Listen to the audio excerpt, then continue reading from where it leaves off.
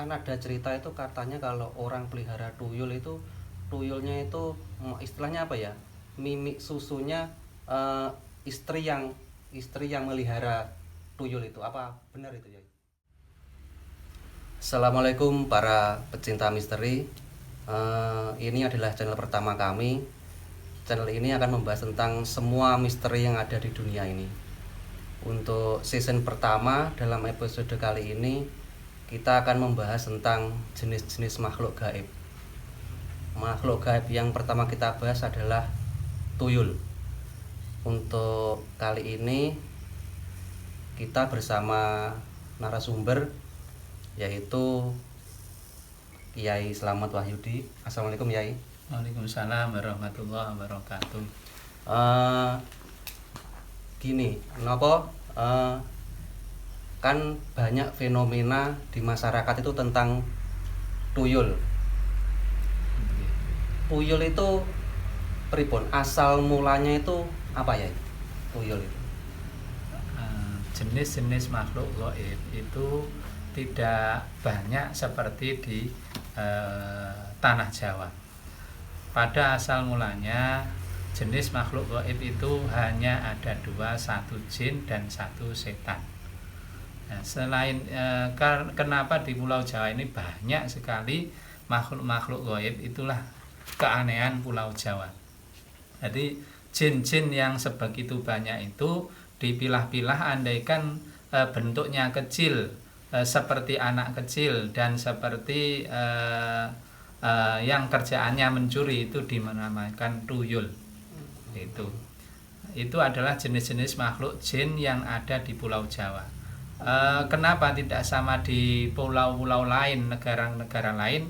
Keunikan Jawa di situ banyak sekali makhluk-makhluk ciptaan-ciptaan daripada orang yang mendalami spiritual dan menjadikan sebuah jin itu menjadi sesuatu yang ahli mencuri, yang dinamakan tuyul. Itu. Ada yang dinamakan blorong, ada yang dinamakan babi ngepet dan lain sebagainya. Itu adalah dari hasil spiritual orang-orang Jawa dan zaman dulu, sehingga ada pemilah kerjaannya masing-masing. Itu sepengetahuan saya. Untuk tuyul sendiri itu apakah juga perwujudannya seperti yang digambarkan di film-film, anak kecil nggak pakai baju, hanya pakai celana dalam, apa seperti itu ya? Kebanyakan begitu, tidak semuanya begitu, tapi 90% seperti itu. Tapi ada juga tuyul itu yang pakai blangkon, ada juga tuyul yang pakai topi merah, ada juga tuyul yang gundul dan lain sebagainya.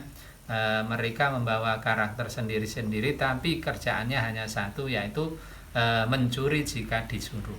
Oh gitu ya. Terus apakah wajah tuyul itu juga seperti wajah manusia atau bentuknya apa, matanya, hidungnya gitu, ada tanduknya gitu ya? Kalau tuyul kebanyakan tidak ada tanduknya, persis seperti anak kecil yang tidak punya rambut. Seperti itu tuyul. Tapi juga ada tuyul itu yang bentuknya nyeleneh, tidak seperti anak, tapi lebih cenderung ke perwujudan asli, yaitu daripada jin tersebut, sehingga ada bibirnya yang tidak datar seperti ini, ada yang begini, ada yang matanya cuma satu, juga ada. Jadi jenis-jenis tuyul itu dibagi menjadi banyak juga. Itu. Tapi yang jelas apa? Tuyul itu juga kecil gitu ya? Kecil gitu. Ya, kebanyakan tidak ada yang besar, kecil semuanya. Tapi apa jenis kelasnya tuyul tidak sama. Ada yang tuyul itu bisanya hanya mencuri hanya satu lembar, ada yang bisa mencuri 2 lembar aja, ada yang bisa mencuri sampai berlembar-lembar. Itu jenis tuyul yang tidak sama, dan orang yang memakai ritual tersebut juga maharnya tidak sama. Kan ada cerita itu katanya kalau orang pelihara tuyul itu tuyulnya itu istilahnya apa ya? Mimik susunya istri yang melihara tuyul itu. Apa benar itu ya? Ada di tuyul yang paling bawah, tingkatan tuyul yang paling bawah. itu jika disuruh oleh yang punya, itu mereka akan berkeliaran ke tempat-tempat orang yang ditunjuk oleh orang yang punya. Dan tuyul jenis ini mampunya hanya 1 lembar, dan sehingga 1 lembar dibawa pulang dan berangkat lagi, dibawa pulang lagi, dan ini makanannya adalah susu dari orang yang punya. Sehingga banyak orang yang memelihara tuyul ini lebih dari 1 atau 2 atau 3 gitu, karena sebabnya itu tadi, kerjanya nggak bisa cepat, Kemampuannya cuma 1 lembar gitu ya. Tapi balik ambil lagi ke sana lagi itu. Nah, ada yang kemampuan masuk ke dalam rumah itu hanya 1 kali dalam semalam, nanti lain lagi ke sana 1 malam, lain lagi ya. Ada yang 1 rumah itu sampai 4 kali, sehingga hilangnya sampai tumpuan 300, 400, 500 itu tuyul yang jenis yang kedua, yang mampu mengambil banyak. Ada yang tuyul yang jenis 1 tadi enggak mampu ngangkat banyak, tapi ya balik lagi ke sana, gitu.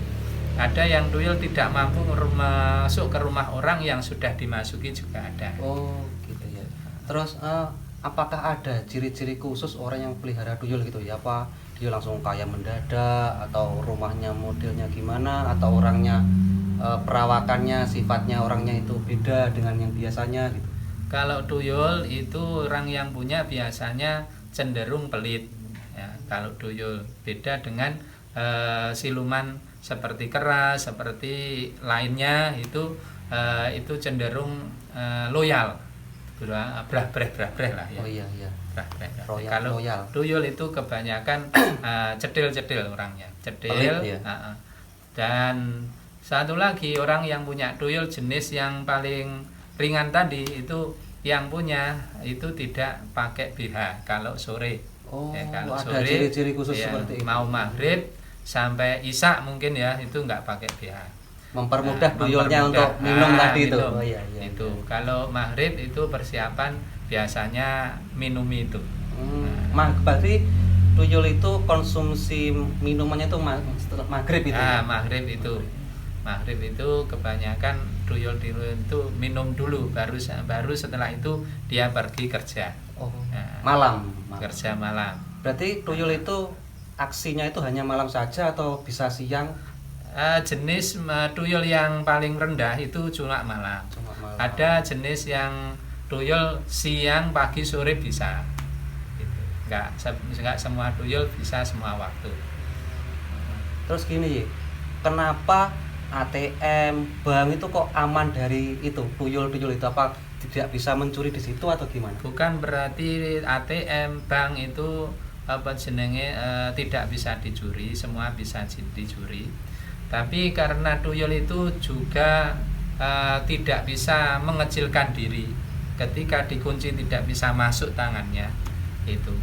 Maka Rasulullah sendiri pernah berkata, kalau tidak salah begini, tutuplah semua tempat-tempat makanan ya, karena jika tidak ditutup nanti akan banyak penyakit datang ke sana. Nah, itu berarti rumah-rumah itu tutuplah jika malam, bukan berarti aman dari maling dan setan, karena kalau ditutup itu setan tidak bisa masuk ke dalam. Termasuk tuyul. Tuyul itu bisa masuk jika ada lubang kecil cahaya yang bisa masuk. Tapi kalau cahaya tidak bisa masuk, tidak bahkan bisa lewat dari di situ. Seperti ATM itu akan aman. Di bank juga aman kalau diberangkas. Tapi kalau dipegang oleh seseorang bisa hilang. Bisa hilang. Berarti dari tangan seseorang. Cara menyimpan uang yang aman dari tuyul itu mungkin bisa seperti kayak ATM, bank gitu ya, Yai. Jadi mungkin kita di rumah pakai kotak yang tidak bisa dimasuki tangannya tuyul. Gitu.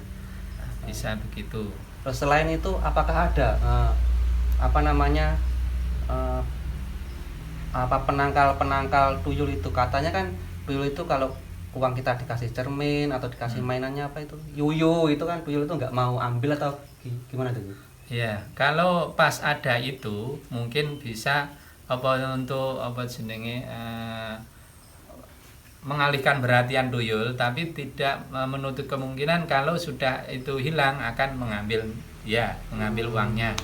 Cara yang aman itu dari saya ijazah ini yaitu lawe welang, terus delingu dan bengle bawang lanang itu kalau dironce lawe welang, delingu, bengle, bawang lanang itu dironce, entah kecil-kecil atau besar-besar enggak tentu besar kecilnya ya, yang penting dironce itu diletakkan di tempat kita menaruh uang, itu akan diamankan oleh Allah. Sebab itu sirian daripada makhluk-makhluk halus seperti tuyul, seperti siluman-siluman yang lain yang kerjaannya mencuri akan takut dengan itu.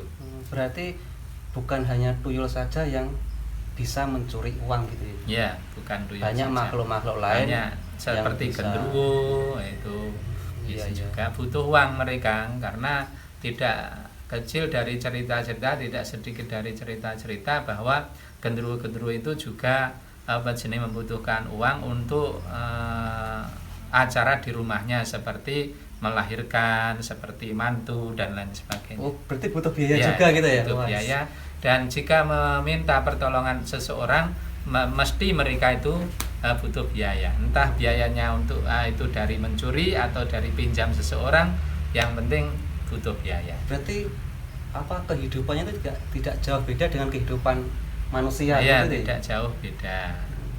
Hampir sama. Ya. Mereka ada kalangan sendiri-sendiri. Kalau tuyul berteman dengan tuyul tidak mungkin, tuyul berteman dengan genderuwo tidak mungkin. Itu punya kelompok sendiri-sendiri.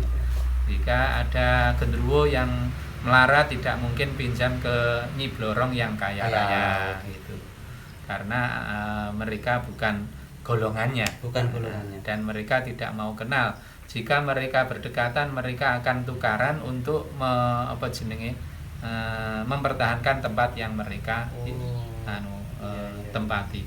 Karena mereka itu jika ditempati oleh makhluk lain, itu pikirannya curiga terus. Ini pasti mau mengambil alih tempat saya ini. Gitu. Makhluk-makhluk seperti itu. Iya. Terus gini, apakah di era sekarang ini, era modern seperti ini, apakah masih ada orang-orang yang pelihara tuyul gitu? Cerita-cerita dari teman-teman yang kalau ngaji, mereka sering menceritakan tetangganya itu bergantian kehilangan. Ada yang diaturkan ke orang lebih tua, dukun atau bagaimana, atau kiai yang lebih tahu, mereka menjawab, oh iki ngingu tuyul gitu. Iya. Berarti sampai sekarang tetap ada seperti itu. Orang ada. Cari kekayaan dengan cara yang instan. Terus apakah ada efek dari orang yang pelihara tuyul untuk kedepannya, misalkan katanya turunannya pun harus juga pelihara, kalau enggak akan terjadi apa gitu? Ada beberapa jenis pesugihan yang bisa diturunkan ke anak cucu. Ada jenis pesugihan yang tidak bisa diturunkan ke anak cucu yang tidak mau. Ada jenis pesugihan itu yang dia itu bisa meneruskan jika dia mau. Kalau tidak ya tidak apa-apa. Ya. Kalau jenis tuyul ini kalau yang cari tuyul itu sudah mati, biasanya sudah selesai perjanjiannya. Kalau tuyul. Iya. Kalau ada juga pesugihan yang dengan cara punya pusaka keris seperti omyang, seperti sumbro dan lain-lain, itu ada juga yang punya seperti itu. Jadi kali ini kita membahas bab tuyul, dan tuyul itu jika orang yang memilikinya sudah meninggal, berarti itu sudah selesai perjanjiannya. Dan ciri-ciri orang yang punya tuyul ini matinya itu biasanya orangnya kurus, itu karena sari-sari dari tubuhnya diambil oleh tuyul tadi, tuyul tersebut. Diserap gitu. Meskipun yang punya tuyul itu seorang laki-laki, maka istrinya akan seperti itu, Kurus gitu. kurus seperti itu. Dan kebanyakan istrinya akan mati lebih dulu Dibanding daripada laki-lakinya. suaminya. Kebanyakan begitu. Terus katanya itu yang dihisap itu memang benar darahnya gitu ya? Iya. Darah. Darah yang dihisap harus darah yang keluar dari payudara. Air susunya itu. Itu Payudara. yang memiliki Iya. itu tuyul yang tingkatan paling rendah bawah sendiri. seperti itu. Ada yang orang yang punya pesugihan juga anak, juga seorang putra dan mirip seperti putranya juga ada. Ada yang pesugihan seperti kita tidak pernah melihat, tapi wujudnya seorang anak wanita, terus rambutnya panjang, terus dia itu lemas gitu, seperti orang yang nggak punya daya, itu ada.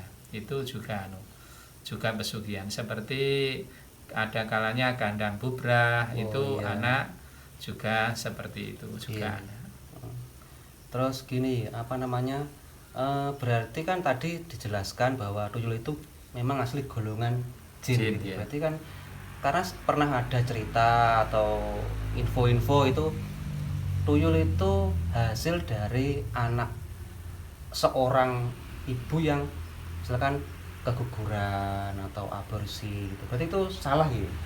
Kalau seperti itu biasanya dia menjadi las atau apa itu sing mengisi bayi apa itu bajang. Seperti itu biasanya dari keguguran atau diaborsi, itu jadi seperti itu. Berarti keliru ya itu ya. Berarti yang benar itu memang tuyul itu memang asli dari golongan jin. Dan jika seperti itu, seperti bajang dan seperti las itu adalah juga jin, tapi yang memasuki beda lagi. Beda jenis gitu. Beda jenis yang memasuki beda juga golongan. jin, tapi beda golongan. Memanfaatkan wadah ya, biasanya. Dan memanfaatkan kepercayaan, keyakinan orang Jawa seperti itu. Iya. Jika punya anak yang mati akan menjadi seperti ini, maka akhirnya seperti itu juga. Dari kepercayaan itu. Jadi hasil ritual berbagai macam japa mantra, sehingga mewujudkan sesuatu yang tidak wujud itu diwujudkan oleh jin tersebut, sehingga dipercaya sampai sekarang ini. Saya rasa gini, tadi penjelasan Yai terkait tuyul ini sudah sangat jelas, sangat gamblang. Intinya gini, kita memberi edukasi pada pemirsa channel ini bahwa tuyul itu seperti itu. Jadi mungkin ada wejangan dari Yai untuk para pemirsa channel ini terkait tuyul ini gimana? Apa seharusnya memang kita kan harus menghindari itu. Jadi mungkin kita harus bekerja tanpa harus mikir kerja yang instan, apa pesugihan instan itu seperti itu. Tolong dikasih petua lah untuk para penonton channel ini supaya terkait dengan peristiwa tuyul ini tadi. Para pemirsa sekalian, kita harus ingat bahwa hidup di dunia itu tidak lama, cuma sebentar. Maka dari itu kita harus menyadari bahwa kekayaan harta benda itu nanti kita akan ditanyakan dari mana asalnya. Jika kita itu punya seperti ingin kekaya secara instan mendadak seperti ingut tuyul, itu tidak akan membuat kita bisa kaya dengan tenang, karena semuanya ada yang meminta upah dan imbalan. Sebab itu jangan sampai kita salah dalam memilih untuk mewujudkan kekayaan di dunia ini dengan seperti itu, tapi carailah uang kekayaan dengan bekerja keras, dengan mencari ridho dari Allah yang Maha Esa. Dari kita kesimpulannya, hidup adalah perjuangan. Jangan sampai kita itu perjuangan nggak mau berjuang, dilimpahkan kepada makhluk lain, sehingga yang berjuang makhluk lain kita ungkang-ungkang pingin sugih, tapi tidak akan bisa Anda merasakan kaya tersebut, tidak akan bisa merasakan keenakan punya tuyul tersebut selain Anda mencari dengan sendiri, dengan keringat sendiri, itu maka akan membuat kita lebih bahagia, lebih tenang, dan hidup ini lebih indah ketika kita mencari dengan rezeki, dengan kucuran keringat kita sendiri. Ingat, jangan sampai kita salah dalam memilih untuk memperkaya diri dengan cara mencari jin, mencari tuyul, mencari pesugihan dengan cara yang tidak halal. Demikian dari saya. Terima kasih Yai. Pemirsa channel Para Pecinta Misteri, untuk pembahasan season ini kita terkait tuyul sudah saya rasa begitu gamblang. Ikuti terus channel kami, kita akan membahas tentang semua misteri-misteri yang ada di dunia ini. Terima kasih atas